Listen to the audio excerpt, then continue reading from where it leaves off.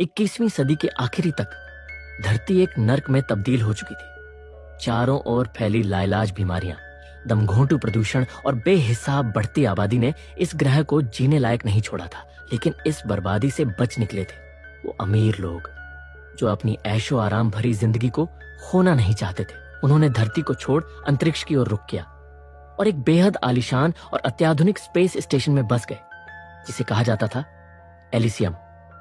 ये कोई आम जगह नहीं थी, ये एक उड़ता हुआ स्वर्ग था जहां हर घर में मौजूद थी एक चमत्कारी मशीन जिसका नाम था मेडबे। यह मशीन इतनी उन्नत थी कि महज कुछ सेकंड में कैंसर जैसी बीमारी को भी जड़ से मिटा सकती थी। अगर किसी का हाथ या पैर कट जाए तो वो भी चुटकियों में वापस उगा देती थी। एलिसियम के नागरिक इन मशीनों की बदौलत एक लंबी, स्वस्थ और बेहद आरामदायक जिंदगी जी रहे थे। दोस्तों, अगर आपको ऐसी जबरदस्त साइंस फिक्शन फिल्में पसंद हैं तो आप बिल्कुल सही जगह पर आए हैं। ऐसी ही और धमाकेदार एक्सप्लेनेशन के लिए चैनल को सब्सक्राइब कर लीजिए। तो चलिए बिना किसी देरी के वीडियो शुरू करते हैं। दूसरी ओर धरती पर हालात बिल्कुल उलट थे। यहाँ पर बस बचे थे गरीब, बीमार और बेसहारा लोग जिनकी जिंदगियां तंगहाली और तड़प से घिरी हुई थी। अब ना पुलिस रही थी, ना फौज, ना ही कोई इंसानी प्रशासन। इनकी जगह ले ली थी एआई रोबोट्स ने। ये रोबोट्स अमीरों के लिए तो वफादार नौकर थे, लेकिन गरीबों के लिए वो बर्बर मालिक बन चुके थे। हर कोई अब बस एक ही सपना देखता था, किसी तरह एलिसियम तक पहुंच जाना, वहां की उस परिलोक जैसी जिंदगी को छू लेना। ऐसे ही एक सपने देखने वाला इंसान था मैक्स। मैक्स एक अनाथ था जिसने अपना बचपन एक अनाथालय में गुजारा था। वहीं उसकी मुलाकात हुई थी फ्रे नाम की एक प्यारी सी लड़की से। दोनों ने साथ में वो सारा दर्द और तकलीफ झेली जो अकेले बच्चों को झेलनी पड़ती है। एक दूसरे के लिए वो हमदर्द और सहारा बन गए थे। लेकिन जैसे जैसे बड़े हुए, मैक्स के भीतर एलिसियम तक पहुंचने की भूख इतनी बढ़ गई कि वो गलत रास्तों पर चल पड़ा, चोरी चकारी करने लगा और कई बार जेल भी गया। इसी कारण वो फ्रे से दूर होता चला गया। अब साल था 2154 और अब मैक्स एक बड़ी फैक्ट्री आर्मडाइन कॉर्पोरेशन में मजदूरी करता था। यही फैक्ट्री रोबोट्स, हथियार और एलिसियम को चलाने वाली तकनीक बनाती थी। उस सुबह मैक्स रोज की तरह बस पकड़ने के लिए स्टॉप पर पहुंचा। वहां लंबी कतार लगी थी और रोबोट्स एक एक पैसेंजर की सख्ती से चेकिंग कर रहे थे। पुराने अपराधियों के साथ तो वो और भी बेरहमी से पेश आते थे। जैसे ही मैक्स की बारी आई, रोबोट्स ने उसे अपना बैग दिखाने को कहा। मैक्स ने हल्के फुल्के मजाक में जवाब दिया, लेकिन रोबोट्स ने इसे आदेश न मानने की गुस्ताखी समझा और उसके हाथ पर जोरदार वार कर दिया। फिर जबरदस्ती उसका बैग चेक किया। जब बैग में कुछ नहीं मिला तो उसे छोड़ दिया गया। जख्मी हाथ को लिए हुए मैक्स अस्पताल पहुंचा। किस्मत से वहीं उसकी मुलाकात सालों बाद फ्रे से हुई, जो अब एक नर्स बन चुकी थी। एक दूसरे को इतने वक्त बाद देखकर दोनों के चेहरे पर खुशी की रोशनी फैल गई। फ्रे ने उसके हाथ की मरहम पट्टी की और दोनों ने फिर मिलने का वादा किया। इसके बाद मैक्स वापस फैक्ट्री में अपने काम पर लौट गया। इसी दौरान शहर के एक कोने में कुछ और ही खेल चल रहा था। एक टीम स्मगलर्स की, जो गरीब और बीमार लोगों को भारी कीमत लेकर गैर कानूनी तरीके से एलिसियम पहुंचा रही थी। ये वो लोग थे जो किसी जानलेवा बीमारी से जूझ रहे थे और अब उनकी आखिरी उम्मीद थी एलिसियम की वो मैडबे मशीन जो उन्हें नई जिंदगी दे सकती थी। इस ऑपरेशन का मास्टरमाइंड था स्पाइडर, जो एक शातिर हैकर है जो इस सिस्टम की हर कमजोरी जानता था। एलिसियम की मैडबे मशीनें केवल वहां के नागरिकों को ही इलाज देती थी, लेकिन स्पाइडर ने इसका भी तोड़ निकाल लिया था। वह नकली आईडी प्रिंट करता था जो मरीज को सिस्टम में एलिसियम का नागरिक दिखा देती थी। इस बार उसने 4 शिप्स भरकर लोगों को रवाना किया। उनमें बच्चे भी थे, बीमार और अपाहिज लोग भी। लेकिन यह मिशन एलिसियम की डिफेंस सेक्रेटरी जनरल जेसिका डेलाकोर्ट की नजरों से छिपा नहीं रह सका। जैसे ही सैटेलाइट्स ने स्पेसशिप को डिटेक्ट किया, जेसिका ने पहला अलर्ट भेजा, पीछे हट जाओ। लेकिन जब पायलट्स ने चेतावनी को नजरअंदाज कर दिया तो जेसिका ने पृथ्वी पर छिपे एक खतरनाक मिलिट्री एजेंट को कॉल किया, क्रूगर को। क्रूगर, जो आम लोगों के बीच एक बेघर की तरह घूमता था, असल में एक दरिंदा था। उसने अपनी वैन से रॉकेट लॉन्चर निकाला और सीधे आसमान की ओर 4 मिसाइलें दाग दी। मिसाइल्स ने ऑटोमेटिकली टारगेट को ट्रैक किया और एक एक कर सारे स्पेसशिप्स को तबाह कर दिया, सिवाय एक के जो किसी तरह एलिसियम तक पहुंच गया। जैसे ही वो स्पेसशिप एलिसियम में लैंड हुआ, उसमें सवार लोग जान बचाने और इलाज की उम्मीद लिए भागते हुए घरों की ओर दौड़ पड़े जहां मैडबे मशीनें मौजूद थी। एक महिला अपनी अपाहिज बच्ची को गोद में उठाए मशीन तक पहुंचने में कामयाब हो गई। उसने बच्ची को मशीन पर लिटाया। मशीन ने उसे स्कैन किया, नकली आईडी को असली मानते हुए बच्ची का इलाज शुरू कर दिया। कुछ ही सेकंड में बच्ची के पैर बिल्कुल ठीक हो गए, लेकिन तभी एलिसियम की रोबोटिक सिक्योरिटी आ पहुंची और टेजर गन से शॉक देकर उन्हें गिरा लिया। सभी को अरेस्ट करके वापस पृथ्वी पर डिपोर्ट कर दिया गया। जनरल जेसिका की इस क्रूरता ने एक बार फिर यह साबित कर दिया था, एलिसियम अमीरों का स्वर्ग है, और गरीबों के लिए बस एक सपना। इसी दौरान पृथ्वी पर मैक्स पूरी लगन और मेहनत से काम में जुटा था। वो एक रोबोट को असेंबल कर रहा था और जैसे ही वो उसे अगली प्रक्रिया के लिए एक चैम्बर में बंद करने लगा, तभी चैम्बर का दरवाजा अंदर किसी चीज पर अटक गया। फैक्ट्री के सुपरवाइजर की नजर जैसे ही इस गड़बड़ी पर पड़ी, उसने बिना कुछ सोचे समझे मैक्स को आदेश दे दिया कि वो चैम्बर के अंदर जाकर अटकी चीज हटाए। मैक्स झिझक गया। उसे अंदाजा था कि यह काम बेहद खतरनाक हो सकता है, लेकिन सुपरवाइजर ने उसे नौकरी से निकालने की धमकी दे डाली। मजबूरी और डर के बीच मैक्स ने अपनी जान हथेली पर रखकर चैम्बर के भीतर कदम रखा। जैसे ही उसने दरवाजे में फंसी चीज को हटाया, एक झटके में दरवाजा बंद हो गया और मैक्स अंदर फंस गया। उस चैम्बर के अंदर घातक रेडिएशन भर चुका था और कुछ ही पलों में उसका असर दिखने लगा। रेडिएशन की चपेट में आकर मैक्स बेहोश हो गया। कुछ देर बाद एक रोबोट ने दरवाजा खोला और मैक्स को बाहर निकाला। वो जिंदा तो था, लेकिन रेडिएशन ने उसका शरीर अंदर से जला डाला था।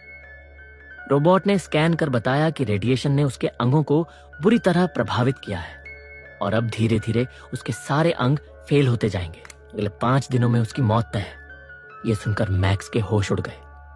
फैक्ट्री के अन्य मजदूरों ने जब यह सुना तो उन्होंने काम रोक दिया और मैक्स के लिए चिंता जताई। मगर तभी कंपनी का सीईओ जॉन कार्लाइल वहां आ पहुंचा। उसकी नजर में इंसानों की जिंदगी की कोई कीमत नहीं थी।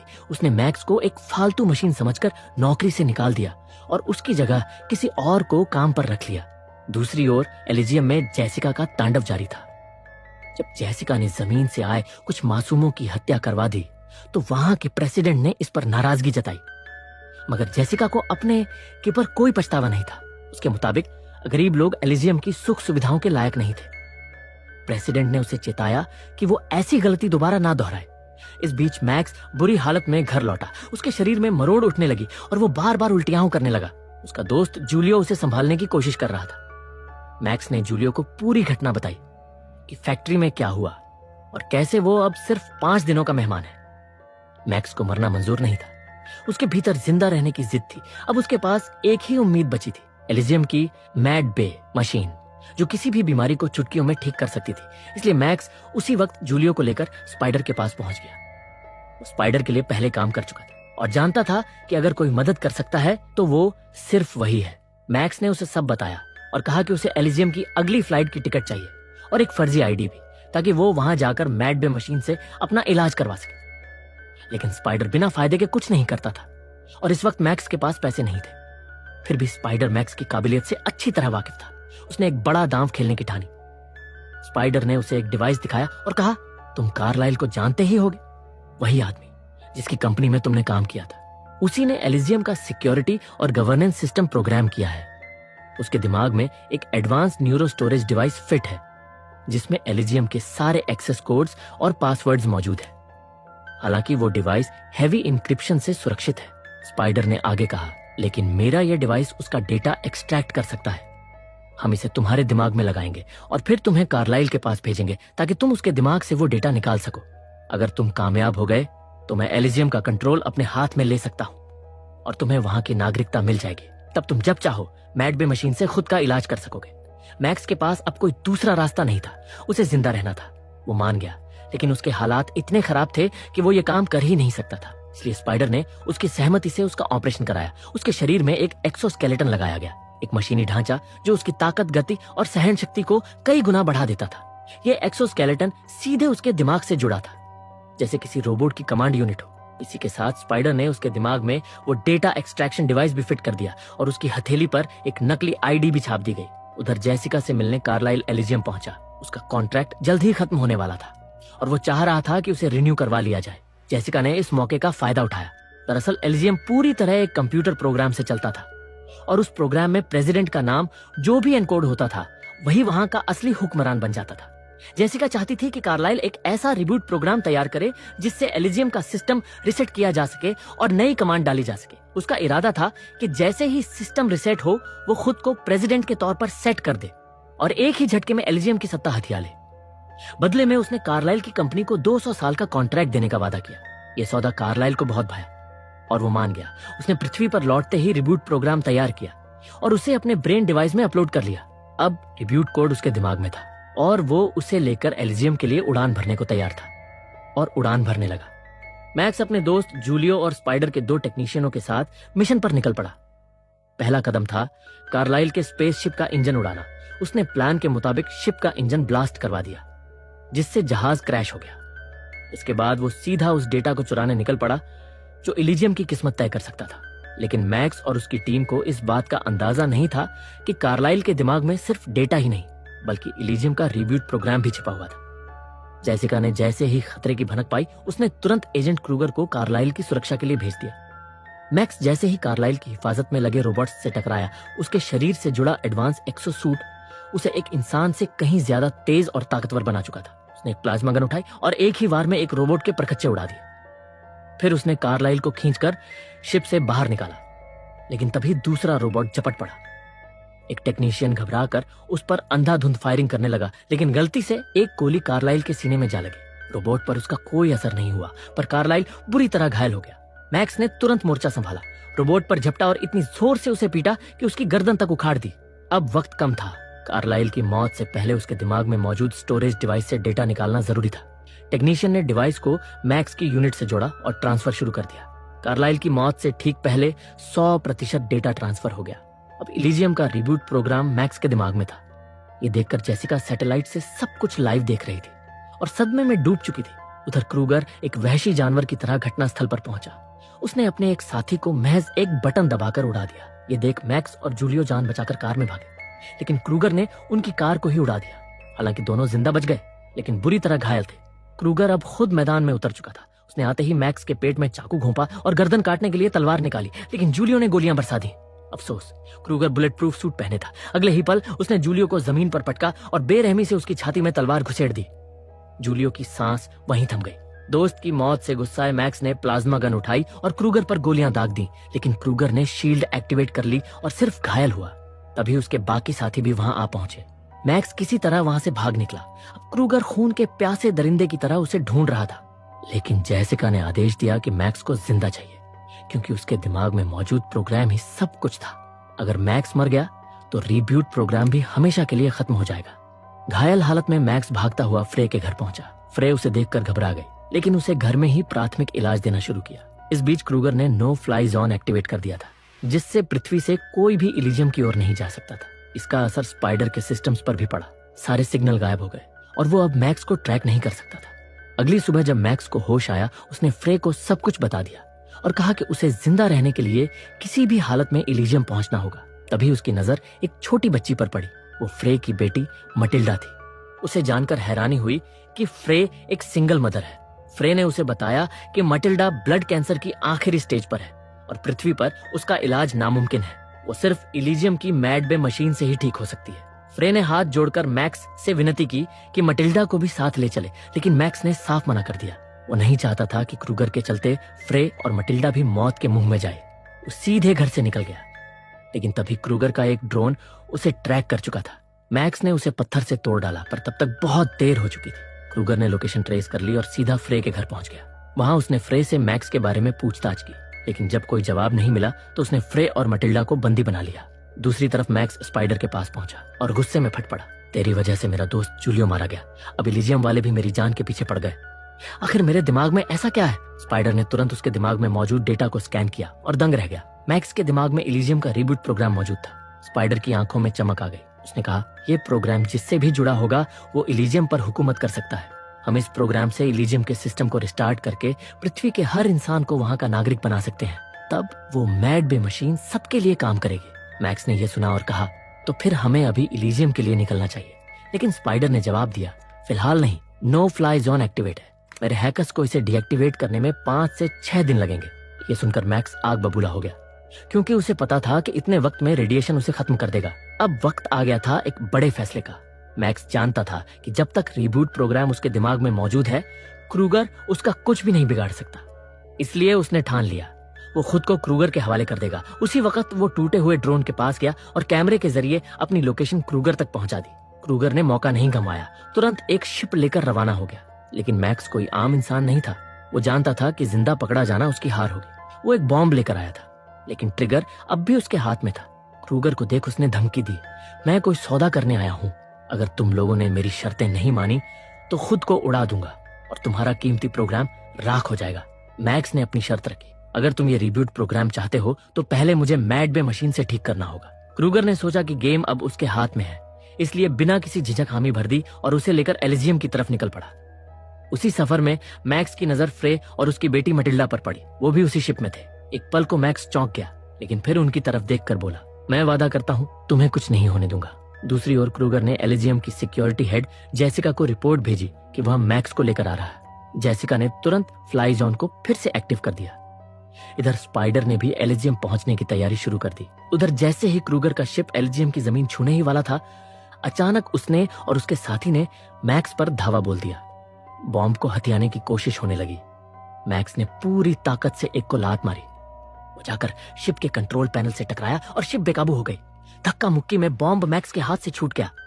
उसने बिना वक्त गंवाए उसे लात मारकर सीधे क्रूगर की तरफ उछाल दिया और अगले ही पल तेज धमाके के साथ बॉम्ब फट पड़ा। क्रूगर का चेहरा बुरी तरह से जल गया और शिप जोरदार तरीके से क्रैश हो गई। मैक्स और फ्रे किसी तरह बच तो गए, लेकिन मटिल्डा को अंदरूनी चोटें आ चुकी थी। वो कोमा में चली गई थी। मैक्स ने फौरन उन्हें शिप से बाहर निकाला। फ्रे अपनी बेटी को लेकर मदद की तलाश में भागी, लेकिन मुसीबत अभी खत्म नहीं हुई थी। क्रूगर के 2 आदमी अब भी जिंदा थे। उन्होंने मैक्स पर टेजर से हमला किया और उसे बेहोश कर दिया। इधर फ्रे मटिल्डा को लेकर एक मैड बे मशीन तक पहुंची, लेकिन जब उसने उसे अंदर रखा तो मशीन ने इलाज करने से इनकार कर दिया, क्योंकि मटिल्डा के पास एलिजियम की कोई आधिकारिक पहचान नहीं थी। इतने में क्रूगर का एक और आदमी वहां पहुंच गया और फ्रे और मटिल्डा को पकड़ लिया। कुछ देर बाद मैक्स जब होश में आया तो पाया कि वो एक सरकारी लैब में है। उसे स्ट्रेचर पर बांध दिया गया था। जेसिका और कुछ डॉक्टर्स उसकी खोपड़ी में लगे डिवाइस को सिस्टम से कनेक्ट कर रहे थे। जेसिका ने पूछा, क्या प्रोग्राम सही सलामत है? डॉक्टर ने जवाब दिया, हाँ, लेकिन ये डिवाइस इसके ब्रेन से नर्वस सिस्टम के जरिए जुड़ा हुआ है। अगर हम इसे निकालेंगे तो इसके दिमाग पर इतना प्रेशर पड़ेगा कि इसकी जान चली जाएगी। जेसिका ने बिना एक पल गंवाए आदेश दिया, तुरंत प्रोग्राम एक्सट्रैक्ट करो, इसकी जान जाए तो जाए। और वो वहां से चली गई। ये सुनकर मैक्स का खून सूख गया। वो छटपटाने लगा, खुद को छुड़ाने की कोशिश करने लगा। उधर स्पाइडर भी अपने 2 साथियों के साथ एलिजियम में उतर चुका था। वो पहले ही मैक्स पर ट्रैकर लगा चुका था, जिससे उसकी लोकेशन मिल गई थी। दूसरी तरफ क्रूगर के आदमियों ने फ्रे और मटिल्डा को एक कमरे में बंद कर दिया था। वहीं क्रूगर को मैड बे मशीन में डाला गया, क्योंकि उसका चेहरा तबाह हो चुका था, लेकिन ब्रेन अब भी सलामत था। एडवांस मशीन ने उसके चेहरे को फिर से रिकंस्ट्रक्ट कर दिया और क्रूगर फिर से जिंदा हो गया। जैसे ही उसकी आंख खुली, उसने अपने आदमी को कॉलर से पकड़कर गुस्से में पूछा, मैक्स कहाँ है? उधर डॉक्टर्स मैक्स को इंजेक्शन देने ही वाले थे, लेकिन उसने अचानक पूरी ताकत लगाकर खुद को स्ट्रेचर से छुड़ा लिया। फिर डॉक्टर्स पर हमला कर दिया, सबकी हालत खराब कर दी। इसके बाद उसने उनसे फ्रे और मटिल्डा की लोकेशन पूछी और उन्हें बचाने के लिए निकल पड़ा। इसी दौरान जेसिका तेज कदमों से क्रूगर के पास पहुंचती है। उसके चेहरे पर गुस्से और नफरत की लहर साफ दिखाई देती है। उसने बिना वक्त गंवाए क्रूगर को खरी खोटी सुनानी शुरू कर दी। उसने ताना मारा कि क्रूगर अब उसके किसी काम का नहीं रहा, बल्कि उसका हर एक कदम एलिसियम के लिए खतरा बन चुका है। उसने उसे तुरंत पृथ्वी लौट जाने का आदेश दे दिया। लेकिन जेसिका की ये बातें क्रूगर के लिए किसी ताने की तरह नहीं, बल्कि आग में घी की तरह थी। गुस्से से तमतमाया क्रूगर एकदम से एक शीशा तोड़ता है और उसका धारदार टुकड़ा जेसिका की गर्दन में घुसेड़ देता है। जेसिका तड़पते हुए जमीन पर गिरती है और वहीं दम तोड़ देती है। अब क्रूगर के अंदर सिर्फ एक ही चीज बाकी थी, हिंसा की भूख और सत्ता की प्यास। जेसिका को मारने के बाद क्रूगर ने अपने एक्सोसूट को पहना और जंग के लिए तैयार हो गया। अब उसका एक ही मकसद था, एलिसियम को अपने कब्जे में लेना। मगर इस ख्वाब को पूरा करने के लिए उसे चाहिए था वो रिबूट प्रोग्राम, जो इस वक्त सिर्फ मैक्स के दिमाग में मौजूद था। इसी लालच में उसने अपने साथियों के साथ फैसिलिटी में धावा बोल दिया और तोड़फोड़ मचाते हुए मैक्स की तलाश शुरू कर दी। उधर मैक्स भी शांत नहीं बैठा था। उसने फैसिलिटी के सीटीवी पर स्पाइडर और उसके साथियों को आते देखा। माइक्रोफोन के जरिए उसने स्पाइडर से संपर्क किया और दोनों ने एक रणनीति तैयार की। ठीक उसी समय क्रूगर के 2 गुंडे फ्रे और मटिल्डा को खत्म करने आ पहुंचे, लेकिन इससे पहले कि वे अपना काम तमाम कर पाते, मैक्स वहां धमक पड़ा। उसने दोनों को मौत के घाट उतार दिया और फ्रे और मटिल्डा को लिफ्ट तक पहुंचाया। उसने फ्रे से कहा कि वो फौरन नीचे जाकर मटिल्डा के इलाज के लिए मैड बे मशीन ढूंढे। फ्रे ने चिंता जताई कि मटिल्डा के पास एलिसियम की पहचान नहीं है, ऐसे में उसका इलाज कैसे होगा। इस पर मैक्स ने उसे भरोसा दिलाया कि इस बार उसे किसी आईडी की जरूरत नहीं पड़ेगी। मैक्स की बातों में ऐसा यकीन था कि फ्रे बिना कुछ कहे मटिल्डा को लेकर निकल गई। उसी वक्त स्पाइडर अपने लोगों के साथ फैसिलिटी में दाखिल हुआ। मैक्स ने अपने प्लान के मुताबिक स्पाइडर के एक आदमी को फ्रे की सुरक्षा के लिए भेजा और खुद स्पाइडर के साथ मिशन पर निकल पड़ा। अब उनका एक ही लक्ष्य था, एलिसियम के सिस्टम को रीबूट करना, ताकि पृथ्वी पर मौजूद हर एक इंसान एलिसियम का नागरिक बन सके और उन्हें भी मैड बे जैसी सुविधा मिल सके। इसी मकसद से दोनों में कंप्यूटर की ओर बढ़ते हैं। लेकिन दूसरी ओर क्रूगर अब पहले से कहीं ज्यादा शक्तिशाली हो चुका था। एक्सोसूट ने उसकी ताकत को कई गुना बढ़ा दिया था। वो मैक्स को खत्म करने की ठान चुका था। उसने मैक्स पर हमला बोला और उसे बुरी तरह पीटने लगा, पर अब मैक्स भी हार मानने वालों में से नहीं था। गुस्से से भरा मैक्स उठता है और क्रूगर के एक्सोसूट का सेंसरी यूनिट उसकी खोपड़ी से उखाड़ फेंकता है, जिससे क्रूगर कमजोर हो जाता है। लेकिन क्रूगर ने अपनी आखिरी चाल खेली। उसने एक बम निकाला और उसका पिन खींच दिया। ब्लास्ट बस कुछ ही सेकंड दूर था।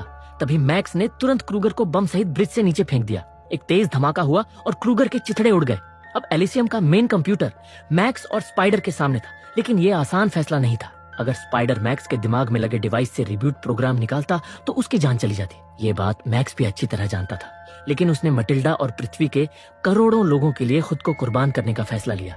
मैक्स की सहमति के बाद स्पाइडर ने डिवाइस से रिब्यूट प्रोग्राम एक्सट्रैक्ट किया और एलिसियम को रिबूट कर दिया। अब पृथ्वी पर मौजूद हर गरीब, बीमार और असहाय इंसान एलिसियम का नागरिक बन चुका था। रोबोट्स ने स्पाइडर का आदेश मानना शुरू कर दिया। उसने फौरन पृथ्वी पर मौजूद लोगों के लिए मैड बे मशीनें भिजवा दी। मटिल्डा का इलाज हुआ और उसे एक नई जिंदगी मिली। वहीं दूसरी ओर मैक्स ने अपना आखिरी दम तोड़ा। उसका बलिदान व्यर्थ नहीं गया। उसकी कुर्बानी ने उसे अमर बना दिया। अब एलिसियम सिर्फ अमीरों की नहीं, बल्कि इंसानियत की जगह बन चुका था। और यहीं पर यह फिल्म अपने बेहद भावुक मोड पर समाप्त हो जाती है। अगर आपको यह वीडियो पसंद आई हो तो इसे लाइक और शेयर करना ना भूलें। और ऐसी ही जबरदस्त साइंस फिक्शन और थ्रिलर फिल्मों की एक्सप्लेनेशन के लिए मूवीवर्स हिंदी को सब्सक्राइब करें। मिलते हैं अगली वीडियो में। तब तक के लिए स्टे क्यूरियस, कीप वॉचिंग।